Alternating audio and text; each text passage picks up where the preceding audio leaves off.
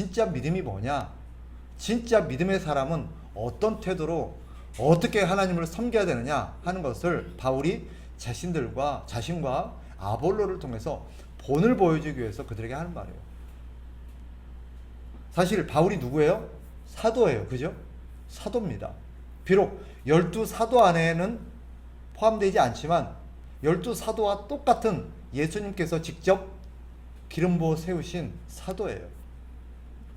사도는 예수님이 직접 임명한 교회 지도자들이죠. 바울만 그런 게 아니라 사실 대부분 12사도들이 그렇죠. 그들은 예수님과 함께 3년 동안이나 동고동락하며 배우는 특권을 누린 사람들입니다. 그들은 교회 기초를 놓았고 성경을 기록했고 교회를 세웠으며 성도들을 가르치고 돌보고 각 지역을 다니면서 교회를 세웠습니다. 그들은 아주 교회 지도자로서 막중한 역할을 맡았고 많은 교회 성도들에게 존경을 받는 위치에 있는 사람들입니다. 사실 사도가 된다는 것은 대단한 영광이죠. 다시는 없을 정말 명예로운 일입니다. 그 이전에도 없고 그 이후에도 없는 하나님께서 예수님을 통해서 한정적으로 한 시대에 세웠던 정말 존귀한 직분이라는 것은 의심의 여지가 없습니다. 실제로 사도들은 모든 믿음의 사람들에게 모델로 제시되는 사람들입니다. 그들은 예수님께 특별한 은혜를 받은 사람들이죠. 특별한 능력도 받았고 특별한 사명도 받았고 특별한 역할을 부여받고 거기다가 특별한 권세까지 받은 사람들입니다. 그러니까 당시로는 사도하면 존귀의 대상이었죠. 존경의 대상이었습니다. 그러다 보니까 그 당시 어떤 일이 있었냐면 이 사도를 부러워하고 질투하는 사람들이 있었습니다. 심지어는 어떤 사람들은 사도를 사칭하기까지 했습니다. 자칭 사도라는 거죠. 그러다 보니까 바울도 그렇게 오해를 받은 적이 있었습니다. 사도가 아닌데 자기가 사도로 사칭하고 있다는 거죠. 예수님이 안 세웠는데 그럼 분명히 예수님이 세웠던 12명이 포함되지 않는데 마치 자기도 그런 사도인 것처럼 사칭하고 다닌다는 거죠. 그래서 바울이 참 오해를 많이 받았습니다. 그만큼 사도들은 부러움의 대상이었고 사도들은 존경의 대상이었고 그랬습니다. 그러면 왜 사람들이 사도를 그렇게 부러워했을까요? 왜 그렇게 사도를 사칭하고 싶어 했을까요? 오해 때문이에요. 어떤 오해일까요? 사도가 되면 정말 존귀하게 여김을 받을 거라는 거. 정말 대접받고 어디 가든지 대접받고 항상 높은 자리에 앉고 모든 사람들이 떠받들고 사도하면 모든 사람들이 막 꼼짝 못하고 그죠? 그런 어떤 자리, 그런 어떤 권세, 그런 어떤 위치라고 생각하니까 전부 다 너도 나도 사도면 참 좋겠다. 지금도 그런 생각을 가진 사람들이 많아요. 사도는 없지만 그런 생각을 가지고 더 높은 자리로, 더 귀한 직분으로, 더 사람들의 어떤 그런 대접받는 자리로 가려고 하는 사람들이 많이 있습니다. 그러니까 더 많은 권한을 가지려고 하죠. 저한테 그렇게 말하는 사람도 있어요. 우리 가운데는 이제 우리 성도들은 이제 말씀의 진리 안에서 다른 어떤 생각을 갖고 있기 때문에 그렇게 생각하지 않지만 나한테 그런 분들이 있어요. 아, 목사님이 되니까 참 좋겠습니다. 목사님이 되면 참 좋겠습니다. 왜요? 대접받으니까. 항상 어디 가든지 높임을 받고 항상 좋은 자리에 앉고 항상 섬김을 받고 어디 가면 막 사람들이 막 굽벅굽벅 거리고 목사님이 되면 참 좋겠습니다. 그러니까 또 목사님들이 또 부러워하는 목사님이 있어요. 누구겠어요? 큰 교회 목사님. 이 얘기는 안 하고 싶은데 실제로 그래요. 덕이 안 돼서 그만하겠습니다만은 작은 교회 목사님들은 큰 교회 목사님을 부러워합니다. 저도 조금 그런 마음이 있긴 있었어요, 솔직히. 근데 이제는 그런 마음이 좀 정리가 됐어요. 왜 부러워합니까? 대접받으니까. 실제로 가면요, 큰 교회 목사님이 가는 거 작은 교회 목사님 가면 대접이 달라요. 여러분은 그런 거 잘 모르실 거예요. 실제로 그래요. 그러니까 그런 부러움을 갖고 있겠죠, 그죠? 그런데 진짜 그럴까요? 사실 그건 오해예요. 오늘 구절을 보세요. 다시 한번. 오늘 성경 구절을 다시 한번 봅니다. 9절 제가 읽을게요. 내가 생각하건대 하나님이 사도인 우리를 죽이기로 작정된 자같이 끄트머리에 두셨음에 우리는 세계 곧 천사와 사람에게 구경거리가 되었노라. 그 뒤에도 보면 너희는 존귀하지만 우리는 어리석고 너희는 지혜로운데 우리는 미련하고 이렇게 얘기하면서 실제로 사도들이 니네들이 정말 존경하고 정말 이렇게 선망의 대상이고 부러워할 만한, 그래서 참 좋겠다고 생각할 만한 그런 사도들이 실제로는 어떤 삶을 살고 있는지를 보여줍니다. 바울은 하나님께서 사도인 자기들을 어떻게 지금 대우하고 계신데요? 많은 사람들 앞에서 존경받고 대접받고 어디 가든지 예우받고 부러움의 대상이 되고, 항상 그들은 정말 하나님 은혜 안에서 형통함을 누리고 그렇게 해줄 거라고 너네는 생각할지 모르지만, 그래서 부러워하고 있는지 모르지만 실제로는 어떻대요? 아니라는 거예요. 비천한 자리로 끄트머리에 두셨대요. 끄트머리. 이 끄트머리라는 단어가 어떤 뜻이냐면 가장 비천한 자리에 두셨다는 뜻입니다. 그리고 연약한 존재로 주셨다는 거예요. 고생하고 굶주리고 헐벗고 매맞고 정처 없이 떠돌아다니고 온갖 모욕과 박해를 받고, 사도쯤 되면 한 자리 차지하고 한미천 챙겨서 정말 좋은 집에서 정말 좋은 옷 입고 좋은 차 타면서 대접받고 살 것 같지만 실제로 이들은 집도 없고 가난하고 헐벗고 남들 먹는 것도 제대로 못 먹고 그렇게 살고 있다는 거예요. 우리가 갖고 있는 인식 한 가지가 뭐예요? 신앙이 성장하면 성장할수록, 성숙하면 성숙할수록 하나님께서 그를 존귀하게 여겨서 존귀 대접해 줄 거라고 생각을 해요. 솔직히 그런 마음 있잖아요. 그죠? 근데 그건 오해입니다. 물론 신앙이 성숙할수록 하나님께서 귀하게 쓰십니다. 그러니까 직분도 맡기고 어떤 역할들을 맡기고 하는 거죠. 그러나 여러분, 귀하게 쓰신다는 말이 신분이 높아진다든지 대접을 잘 받는다는 뜻은 아닙니다. 하나님은 바울을 귀하게 쓰셨죠. 그죠? 그 어떤 사도보다도 하나님이 바울을 귀하게 쓰셨습니다. 그런데 그럴수록 하나님께서 귀하게 쓰면 쓸수록 어떤 일이 벌어졌어요? 더 많이 수고했어야 됐어요. 더 많이 고생했어야 됐어요. 더 많이 어려움을 겪어야 했어요. 더 큰 수고가 따랐어요. 역할이 커지면 커질수록, 권한이 많이 주어지면 주어질수록 더 많은 대접을 받는 게 아니라 더 많은 고생과 더 많은 헌신과 더 많은 희생이 따라야 했습니다. 그게 성경의 원리예요. 여기는 안 계시죠. 여기는 안 계신데 가끔 권사가 되고 싶어 하는 분이 있고 장로가 되고 싶어 하는 분이 있고 막 그래요. 왜 되려 할까요?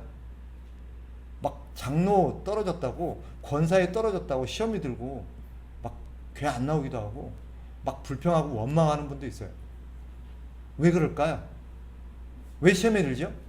너무 하나님 앞에 내가 헌신하고 싶은데, 너무 내가 주의 일을 많이 하고 싶은데, 내가 너무너무 희생을 많이 하고 싶은데 희생할 기회를 안 줘서 그럴까요?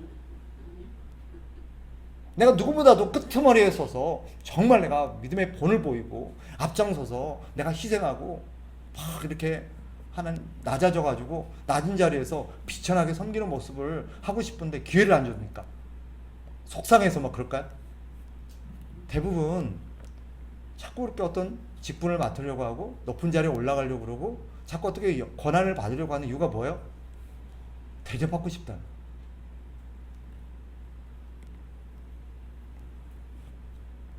바울이 지금 오늘 하고 싶은 얘기가 뭐예요? 그 오해라는 거예요.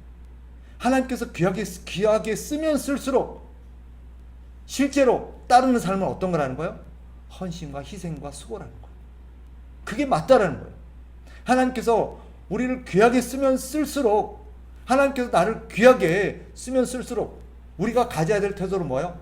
더 많이 헌신해야겠구나. 더 많이 희생해야겠구나. 더 많이 양보해야겠구나. 더 많이 낮아져야겠구나. 내가 항상 끄트머리에 있어야겠구나. 그런 생각을 가져야 되는데 고린도교회 성도들은 거꾸로 생각하고 있었어요. 그러니까 자꾸 높은 자리에 올라가려고 그러고, 올라갈수록 더 많은 어떤 권한을 요구하고, 더 많은 권한을 가질수록 더 자꾸 대접받으려고 그러고, 큰 소리 치려고 그러고.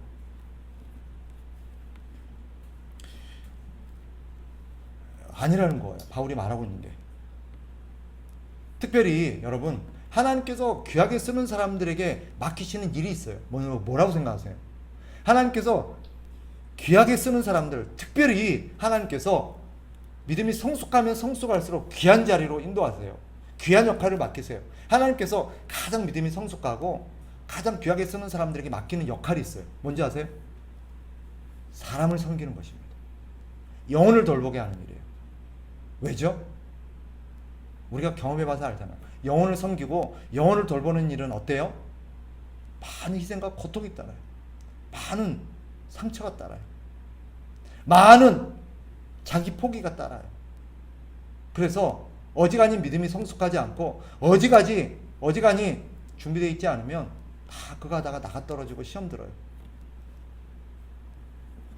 사실 영혼을 섬기는 일은 대접받는 일이 아니라 대접하는 일입니다.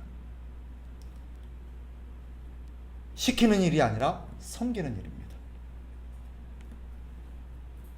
그들이 하나님을 바르게 알아갈수록, 그들이 우리가 섬기는 영혼들이 하나님을 바르게 알수록, 그들이 하나님을 더 잘 섬기게 하도록, 그래서 그들도 우리처럼 누군가를 섬길 수 있는 자리로 나아가기까지 우리는 계속해서 수고를 해야 돼요. 그게 바울이 말하는 거예요. 바울은 이런 수고를 뭐라고 표현하고 있어요? 해산의 수고라고 말해요. 마치 부모가 자식을 낳는 것처럼. 들어보세요. 갈라디아서 4장 19절. 나의 자녀들아, 너희 속기에 그리스도의 형상을 이루기까지 다시 너희를 위하여 해산하는 수고를 하노니. 끊임없이 이런 해산의 수고가 따라요. 우리 주님께서 우리에게 그렇게 하셨던 것처럼 이제 우리가 철이 들고 믿음이 성숙하고 우리가 하나님의 은혜 안에서 성장해서 이제 직분을 맡고 사람을 섬기는 자리로 나가게 되면 하나님께서 우리에게 요구하시는 게 뭐예요? 너도 이제 나처럼 나를 본받아서 이제 다른 사람을 섬기려. 우리 주님이 다른 사람을 섬길 때 어떻게 하셨어요? 종의 자리로 나아가서 섬기셨던 것처럼 너희는 위에서 그렇게 다스리는 게 아니라 밑에서 섬기는 거라는 거. 그래서 주님이 본받으라고 말씀하시죠. 이것을 바울이 그대로 본받아서 너희도 나를 본받으라 라고 말하는 것입니다. 여러분, 주님을 본받으셔야 합니다. 네. 주님을 본받는다는 것은 다른 게 아니에요. 영혼을 섬기는 자리로 나간다는 것이고 그 영혼을 섬기는 데 필요한 해산의 수고를 감당한다는 것입니다. 영혼을 섬기다 보면 여러분 상처를 받게 될 거예요. 양보를 해야 될 거예요. 희생해야 될 거예요. 그래서 항상 오늘 바울이 말한 것처럼 너희는 왕이고 나는 종이다. 너희는 존귀하고 우리는 비천하다 라고 말하는 그런 입장에 처하게 될 거예요. 여러분, 집안에서 누가 왕이에요? 아버지가 왕입니까? 아니에요. 집안에서 왕은 아이입니다. 애가 태어나면 누가 왕이 돼요? 아이가 왕이 돼요. 그때는 항상 아이 중심이고 누가 항상 우선순위예요? 아이가 우선순위예요. 마찬가지입니다. 바울이 오늘 말하는 게 그거예요. 그들이 왕 노릇하는 것, 왕 노릇한다는 말이 뭐냐면 그들이 아이와 같이 미숙해가지고 지밖에 모르고 항상 지가 왕 노릇하려고 그러고 항상 지 중심이 돼야 되고 이렇게 하고 있다는 것을 지금 말하고 있는 거예요. 그런데 믿음이 성숙한 사람은 어떻게 해야 돼요? 그들이 철이 들어서 믿음이 자라기까지 그들을 잘 섬겨줘야 된다는 거예요. 그래, 네가 왕이다. 그래, 네가 먼저 먹어야지. 그래, 네가 좋은 자리에 앉아야지. 그래, 네가 먼저 좋은 거 해야지. 그게 사역자요, 그게 성숙한 사람이요. 그게 바로 직분자의 자세여야 된다는 것을 바울이 말하는 것입니다. 오늘날 교회가 거꾸로 됐어요. 항상 목사님이 먼저 하셔야지, 장로님이 먼저 하셔야지, 권사님이 먼저 하셔야지. 그리고 나머지 다른 새가족들은 뭐예요? 설 자리가 없죠.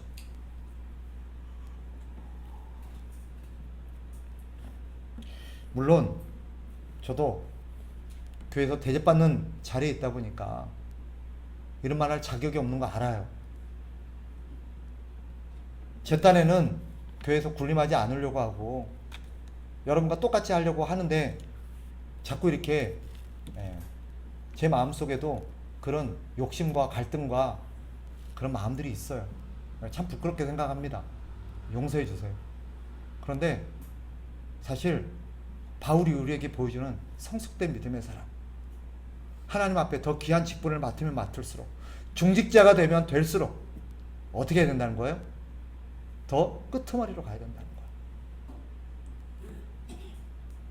직분을 맡는다는 것, 그것은 영혼을 섬기는 일로 부름을 받았다는 것을 여러분 명심하십시오. 목사로, 권사로, 집사로 우리 부름 받았잖아요. 이게 무슨 뜻인지 아세요? 영혼을 섬기는 사람이 되라는 뜻입니다. 집사가 해야 되는 게 뭐예요? 권사가 해야 되는 게 뭐예요? 목사가 해야 되는 게 뭐예요? 영혼을 섬기는 거예요. 누구를 섬겨야 되죠? 믿음이 연약한 사람들. 권사가 돼가지고, 집사가 돼가지고, 목사가 돼가지고 나 섬겨줘, 나 섬겨줘 이러면 안 되는 거예요. 자기 안 섬겨준다 그러고, 자기 안 챙겨준다 그러고, 자기 안 알아준다 그러고, 항상 자기가 먼저 하려고 그러고, 그럼 돼요, 안 돼요? 안 되는 거예요. 이거는 잘못된 거예요. 그래서 교회는 어떤 공동체가 됩니까? 항상 아이 중심이어야 돼요. 어린아이 중심이어야 돼요. 물론 그들이 믿음 안에서 잘 자라도록 가르쳐줘야 돼요. 자기가 막 먼저 먹으려고 하고, 좋은 거 가지려고 하고, 좋은 자리에 앉으려고 하고, 편한 일을 하려고 그러고, 그럼 어떻게 해야 돼요? 야, 그럼 돼? 그러면 안 되는 거죠. 내가 권사인데, 내가 집사인데, 넌 내 뒤에야. 이러면 안 되는 거예요. 그래, 먼저 해. 그래, 먼저 해. 먼저 먹어. 먼저 좋은 거 해. 그렇게 양보해야 되는 거예요. 그러면서 기회가 되면 가르쳐야 되는 거예요.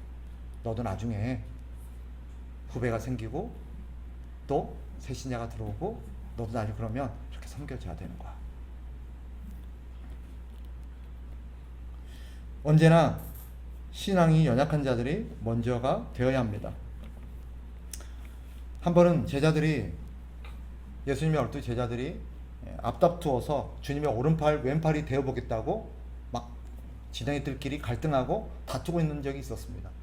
예수님이 그것을 딱 보시고 뭐라고 말씀하셨냐? 예수님이 이렇게 말씀하셨어요. 너희 중에 큰 자는 너희를 섬기는 자가 되어야 하리라. 누구든지 자기를 높이는 자는 낮아지고 누구든지 자기를 낮추는 자는 높아지리라. 여러분들이 막 높임을 받고 싶어하고 높아지려고 하면 하나님이 낮추세요. 오해하지 마세요. 여러분이 스스로 낮추면 하나님이 막 여러분 높여주신다. 물론 그런 말도 돼요. 근데 여기서 말하는 거는 세상적으로 높여주신다는 뜻이 아니에요. 하나님 그를 귀하게 여긴다는 뜻이에요. 말씀을 정리하겠습니다. 여러분, 중직자가 될수록 더 많이 수고하셔야 돼요. 어른이 더 많이 수고해야 되는 거예요. 더 많이 양보해야 되는 거예요. 어린아이하고 싸우면 안 되잖아요.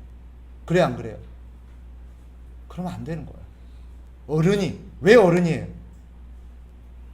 어른이 더 참을 줄 알고, 더 이해할 줄 알고, 더 양보할 줄 알기 때문에 그래요. 중직자가 되면 될수록 더 그래야 돼요.